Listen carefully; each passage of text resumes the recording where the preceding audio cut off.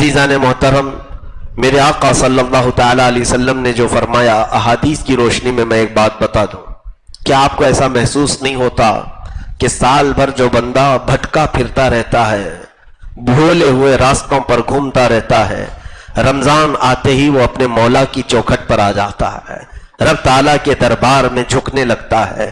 ایسے ایسوں کو ہم نے دیکھا جو سال بھر نہیں آتے تھے، لیکن رمضان کے چاند دکھتے ہی مسجدیں کھچا کھچ بھر جاتی ہیں، تراویح میں، فجر کی نمازوں میں، مغرب میں، افطار میں، یہ جو ہجوم آتا ہے مسجدوں کا، پھر سال بھر وہ دیکھنے کو منظر نہیں ملتا۔ اس کی وجہ کیا ہے؟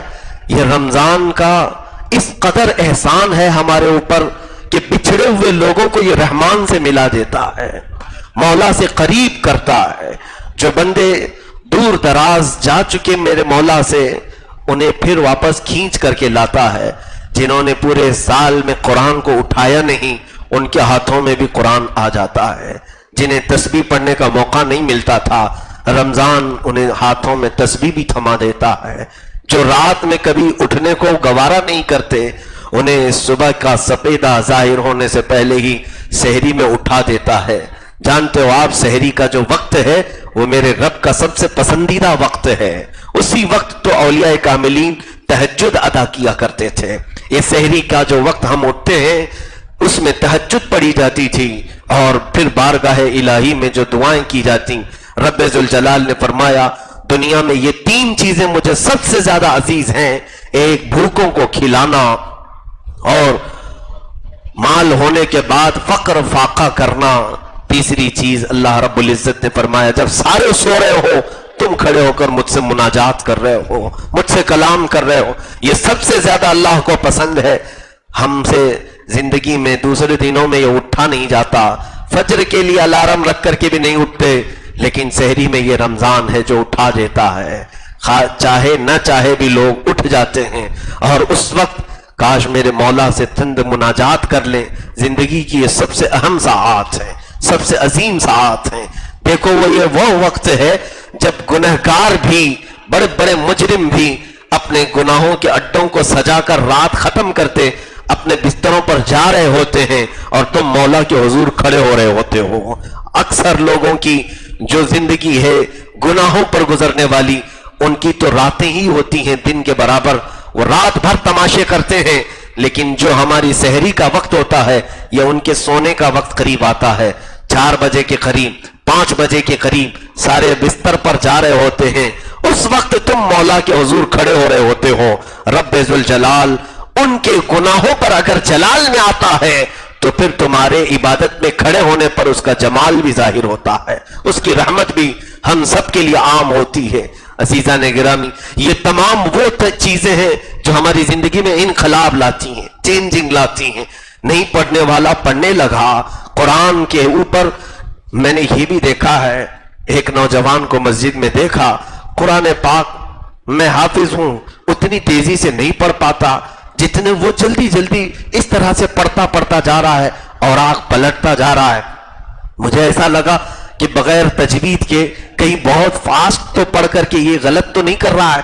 اسے میں نے بلا کر روکا کہ بیٹا آپ اس طرح اتنی تیزی سے کیسے پڑھ رہے ہو کہ اتنی جلدی جلدی تمہارے ورق پلٹ جاتے ہیں، میرا ایک صفحہ نہیں ہوتا کہ تمہارے 2 ورق ہو جاتے ہیں۔ اس بچے نے کہا بڑے نمناک آنکھوں سے، کہا حضرت بات یہ ہے، زندگی میں کبھی میں نے قرآن سیکھا ہی نہیں، میں نے قاعدہ بھی نہیں سیکھا ہے، مجھے قرآن تو دور ہے، الف با بھی نہیں آتے۔ کہا بیٹا پھر یہ کیا کر رہا ہے؟ کہا کہ میں قرآن کے اوراق پر صرف ہاتھ پھیرتا ہوں تاکہ اللہ تعالیٰ وہ پڑھنے والوں میں مجھے دیکھ کر رحم تو فرمائے، کہ نہیں آتا ہے اس لیے چھوڑ تو نہیں دیا۔ میں اس وقت رمضان کے اس احسان پر قربان جاؤں۔ عزیزان گرامی، یہ وہ پاک مہینہ ہے جو بھولے بھٹکوں کے ہاتھوں میں بھی قرآن تھما دیتا ہے، جسے نہیں آتا اسے بھی پکڑا دیتا ہے۔ تراویح کے وقت، ارے میاں یہاں سال بھر عشاء کی نماز پڑھنا بھاری پڑتا ہے لوگوں کو، ہے کتنی رکعت؟ 4 رکعت فرض نماز امام کے پیچھے کبھی لوگوں کو لمبی لگتی ہے، لیکن ہے کہ یہ رمضان ہے جو ایک پارہ سننے پر بھی تمہیں اکتاہٹ نہیں دلاتا. 20 رکعتیں پڑھ لیتے ہو اور پھر وہ بھی مزے سے پڑھتے ہیں. میں ان لوگوں کی بات نہیں کرتا جن کو نماز سے شغف نہیں، تعلق نہیں، جن کا مسجدوں میں دل نہیں لگتا، لیکن اکثر میجورٹی ہماری الحمدللہ رمضان میں مسجدوں کو آباد کرتی ہے. میں آپ سب سے گزارش کر رہا ہوں جنہوں نے مسجدوں کو زینت کے طور پر اپنی عبادتوں سے سجایا ہے، کیا یہ رمضان کی چینجنگ نہیں ہے؟ یہ رمضان کا انقلاب نہیں ہے؟ کیا یہ رمضان کے بدلنے والے حالات نہیں ہے؟ کیا ہمارے لیے وہ قوت پیدا کر کے دیتا ہے رمضان کہ ہم 20 رکعت تک بھی پیچھے کھڑے رہتے ہیں؟ میں محسوس کرتا ہوں، آپ کی مسجد میں تو جانتے ہیں آپ 2 یہاں پر امام ہوتے ہیں تراویح کے لیے. میں برسوں سے الحمدللہ ابھی شاید 20واں سال ہوگا میری تراویح کا، انشاءاللہ رب ذوالجلال زندگی کے آخر سانس تک مجھے قرآن پاک کے ساتھ شغف اور تراویح کے ساتھ تعلق قائم رکھنے کی توفیق عطا فرما. میں نے محسوس کیا تھا تقریباً 18 سال تک میں کسی کے ساتھ شیئر نہیں کیا ایک رکعت بھی. میں 20 پڑھاتا ہوں تو پڑھاؤں گا، میں نے کبھی شیئر نہیں کیا تھا. اور پڑھانے کے وقت کبھی اندازہ نہیں ہوتا پیچھے لوگ کیا کہہ رہے ہیں. ہمیں تو اپنے مسلح کی فکر ہے. ایک حافظ قرآن کو کئی چیزوں کی توجہ دینی رہتی ہے، رکعتوں کو بھی دماغ میں رکھنا ہے، قرآن کے صفحات کو بھی، آیتوں کو بھی، اور اس کے علاوہ وقت کا خیال رکھنا ہے، اور پھر تجوید کا خیال رکھنا ہے، اور پھر ایک آیت ادھر سے ادھر مل نہ جائے اس کا خیال رکھنا ہے. پہلی رکعت میں کیا پڑھا تھا، دوسری میں سجدوں کے بعد بھول نہ جائے اس کا خیال رکھنا ہے. اب کون سی رکعت میں ہیں ہم، سجدے میں جانے کے بعد پہلی میں ہے کہ دوسری میں؟ یہ تمام چیزوں کے خیال میں پیچھے کا خیال آتا نہیں ہے. کتنے لوگ کھڑے ہیں، کس کے اوپر کیا بیت رہی ہے، کون اش اش کر رہا ہے، اس کا خیال ایک حافظ قرآن کو نہیں آتا. لیکن سننے کو ملتا ہے کچھ لوگ پریشان، کچھ لوگ تعریف، بہرحال. لیکن اب احساس ہونے لگا جب یہاں میں نے تراویح پڑھایا، 10 مولانا پڑھاتے ہیں، 10 میں پڑھاتا ہوں، تب اندازہ ہونے لگا کہ پیچھے کھڑے ہونے کا بھی ایک الگ علم ہوتا ہے، پیچھے کھڑے ہونے کا ایک الگ اس کی کیفیت ہوتی ہے.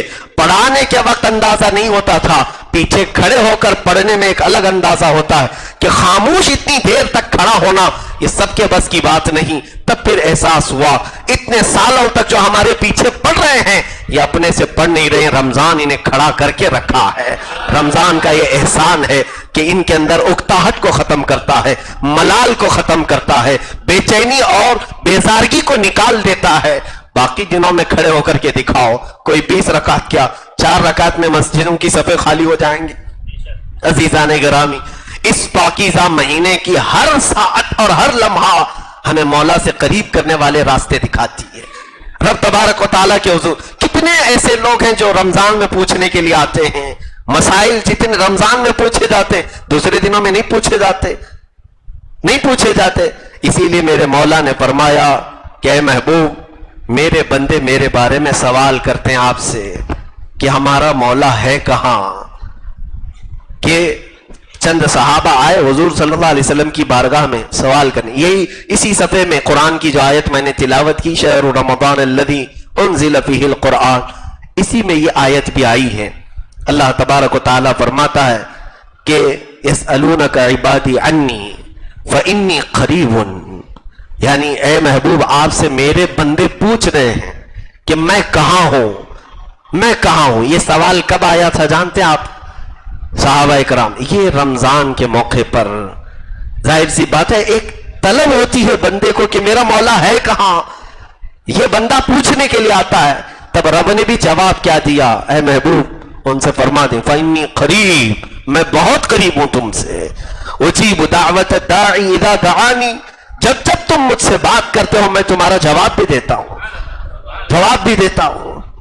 اذا دعانی فلیستجیبوا لی ولیؤمنوا بی، تم مجھی کو پکارو اور مجھ پر ہی یقین رکھو. اللہ تعالیٰ فرماتا ہے، آپ کو میں نے شاید وہ حدیث بھی بتائی، جب بندہ سورہ فاتحہ بھی پڑھتا ہے مولا تعالیٰ کی طرف سے جواب آتا ہے الحمدللہ رب العالمین. جب بندہ تلاوت میں مشغول ہے اس کا مطلب ہوتا ہے تمام تعریفیں اللہ کے لیے جو عالمین کا، تمام جہانوں کا پالنے والا ہے. سورہ فاتحہ کا پہلا جز، سورہ فاتحہ کی پہلی آیت پڑھتا ہے रब की तरफ से जवाब आता है। फरिश्तों को मौला मुखातब करके फरमाता है, हमीदनी अब्दी, ए फरिश्तों देखो मेरे बंदे ने मेरी तारीफ की है, मेरी हम्द बयान की है। अर्रहमान अर्रहीम, जब बंदा रहमान और रहीम कहता है उसे, मौला फरमाता है अथनानी अब्दी, मेरे बंदे ने मेरी सना बयान की है। मालिकी यौमिद्दीन, क़यामत के दिन का मालिक बंदे की जुबान से निकला। रब्बे जुल जलाल फरमाता है मज्जदनी अब्दी, फरिश्ते देखो मेरा बंदा मुझे बुजुर्ग कह रहा है, मेरा बंदा मुझे बरतर कह रहा है, अजीम कह रहा है। तो रब ताला की तरफ से हमारे हर आयत पर जवाब है। वो कुरान में फरमाता है उजीबु दावत दाई, जब जब पुकारने वाला पुकारता है तो मैं जवाब देता हूं। यह और बात है कि हमारी समाअत रब्बे जुल जलाल की निदाओं को सुन नहीं पाती। अल्लाह अज़्ज़ा वजल के हुजूर मूसा कलीमुल्लाह अलैहिस्सलातु तस्लीम ने यह सवाल भी किया था कि मौला तुझे पुकारने वाले हर तरह के हैं, अच्छे लोग भी पुकारते हैं, बुरे लोग भी पुकारते हैं, गुनहगार भी पुकारते हैं, परहेजगार भी पुकारते हैं, क्या तू सबका जवाब देता है? कहा हाँ मूसा, मैं हर बंदे की पुकार का जवाब देता हूं। कैसे देता है मौला? रब फरमाता है जब मेरा बंदा मुझसे कहता है या रब्बी, ऐ मेरे पालने वाले रब, मैं उससे कहता हूं। गुनहगार बंदा भी पुकारता है, नेक भी। जब नेक बंदा मुझसे ये कहता है, मैं उसके जवाब में कहता हूं लब्बैक या अब्दी, ऐ बंदे बोल मैं हाजिर हूं, तुझे क्या चाहिए? लब्बैक का मतलब होता है मैं हाजिर हूं। तो रब ताला बंदे से ये कह रहा है मैं हाजिर हूं। फिर मूसा अलैहिस्सलाम से सवाल हुआ, आपने अर्ज किया मौला जब गुनहगार पुकारता है तब भी तू जवाब देता है? यानी मौला ताला की तरफ से इरशाद हुआ, हाँ मूसा, जब एक गुनहगार पुकारता है या रब्बी, तो जवाब में 70 बार मैं कहता हूं लब्बैक या अब्दी, लब्बैक या अब्दी, लब्बैक या अब्दी। 70 बार एक गुनहगार के पुकारने पर, और नेक बंदे को सिर्फ एक ही बार जवाब आता है। रब ताला फरमाता है हाँ मूसा, नेक बंदा जब पुकारता है उसे अपने नेकियों पर भरोसा होता है, वो वसीले में अपने अमाल पेश करता है, उसके पास नमाजें हैं, रोजे हैं, बहुत कुछ है। लेकिन गुनहगार जो पुकारता है सिर्फ मेरे भरोसे पे पुकारता है, सिर्फ मेरी रहमत पर उसे यकीन होता है, बाकी उसके पास अमाल नहीं होते।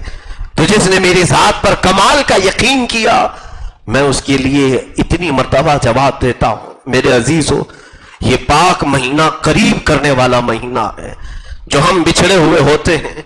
क्या आपने रमजान की रातों में नहीं देखा, कुरान की तिलावत हमारे आंखों से आंसू भी ले आती है। कुरान की तिलावत हम पूरे साल भर रमजान के अलावा महीनों में करते हैं, लेकिन वो कैफियत तारी नहीं होती जो तरावी में कुरान पढ़ते पढ़ते आंखें डबडबा जाती हैं। बहुतों को मैंने देखा, कुरान अगरचे समझ में नहीं आता है, लेकिन आयतें पूरे जिस्मों में हमारे मशायर को झिझोड़ देती हैं, हमारे हाथ पैर हिलने लगते हैं, सिर्फ इस एहसास के साथ कि ये जो मुसल्ले पर सुनाया जा रहा है मेरे पालने वाले खुदा का कलाम है, वो रूह में उतरता है, वो कल्ब में उतरता है।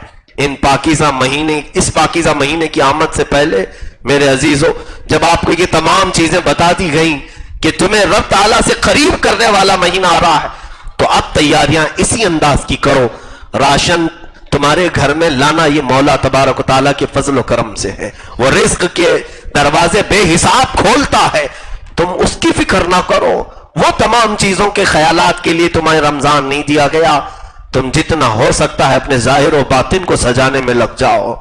मेरा चेहरा बिगड़ा हुआ है, मौला का पाक महीना, उसका पाकीज़ा मेहमान आ रहा है, मेरे चेहरे को तो देखेगा रमजान। कहीं ऐसा ना हो कि रमजान मुझ पर लानत बरसा कर चला जाए। ये पूरा महीना, पूरे 30 दिनों तक मेरे चेहरे पर लानत न भेजे, मैं ठीक ठाक कर लूं, मेरे कपड़े सलीके के नहीं हैं, सतर दिखाकर हराम कारियों में मुब्तला रहता हूं, कहीं ये पाकीज़ा महीना देख करके अपना मुंह ना छुपा ले। हम यहां दुनिया में अच्छे लोगों के सामने फटे कपड़े पहनकर जाने में शर्म महसूस करते हैं।